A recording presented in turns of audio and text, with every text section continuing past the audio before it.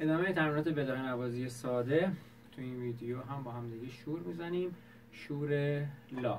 ادامه تمرینات شور لایی که کتاب خواسته با ر لا ر سول میتونیم بزنیم و ر لا ر لا.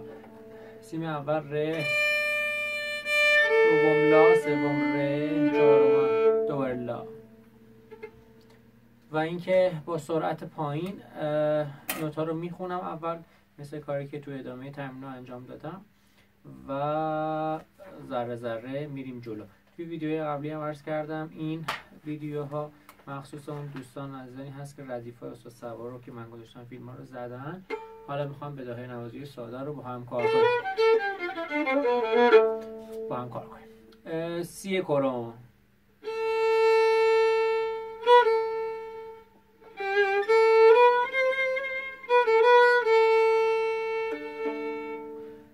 لا سی لا سو لا سی دو سی لا سی لا. لا رو که میزنم سیم سوم چهارم میکنم. دو ره دو ره دو ره می ره دو سی لا سی سی دو سی دو سی دو ره دو سی لا سو لا.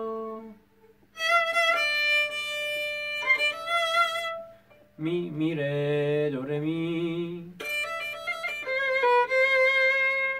ره می ره می فا می ره دو سی دو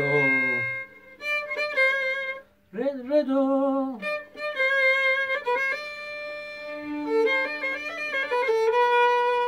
دو ره دو ره می ره دو سی لا سی دو دو سی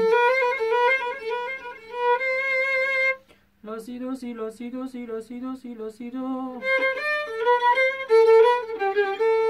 دو دو ره سی سی دو لا لا سی سو سو لا. سول فا می ره دو ره دو سی لا سی لا.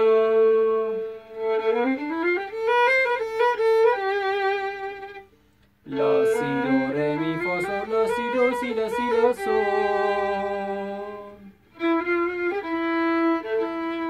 می فا سول می ره می ره دو ره ره می فا کاملیست. می ره دو سی دو دو ره دو ره دو سی دو سی لا سی سی دو دو سی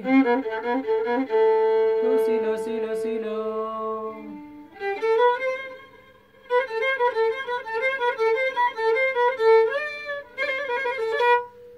لا سی دو دو سی لا دو سی لا دو سی لا دو سی لا دو سی لا ره دو ره دو سی لا سی لا سی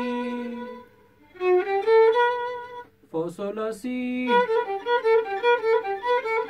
سی لا سول سی لا سول سی لا سول دو سی لا سی لا سول سول لا.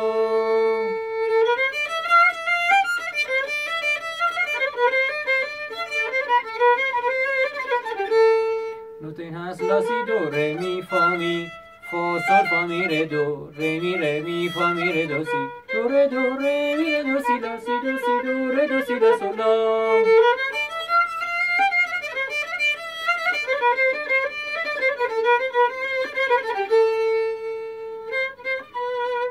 دو سی دو ره سی سی لا سی دو لا